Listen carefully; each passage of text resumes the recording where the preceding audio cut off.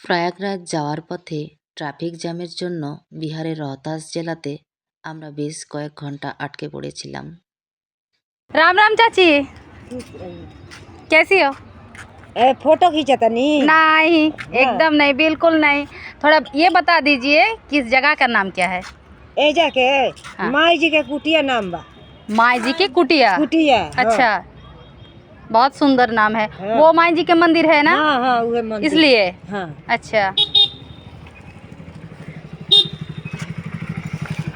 उहे मंदिर बा। तो आप लोग यहीं रहते অখণ্ড ডিরি বানাও চাচি। ढेरी बा ढेरी। হ্যাঁ আর এখানে দেখো একটা উচ্চ মাধ্যমিক স্কুল রয়েছে। তো গেটটা যেহেতু খোলা ছিল তাই আমি ভেতরে চলে গিয়েছিলাম। স্কুল গ্রাউন্ডটা বেশ বড়। এখানে বিভিন্ন রকমের ফুল গাছও রয়েছে।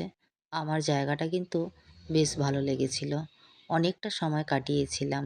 এই হলুদ ফুলের গাছটা বিশেষ করে আমার খুবই ভালো লাগে, যদিও আমি নাম জানি না। আর এখানে দেখো একটা পুকুর রয়েছে। পুকুরটাতে জল কিন্তু খুব কম আছে।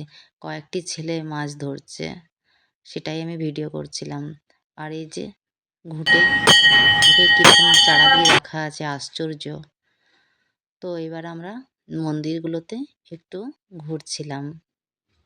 আর এখানে আছে বেশ প্রাচীন একটা বটবৃক্ষ, যার ছায়া জুড়ে সমস্ত মন্দিরকে যেন ঢেকে রেখেছে। তো বন্ধুরা, ভিডিওটা আমার কেমন লাগলো অবশ্যই কমেন্টে জানিও।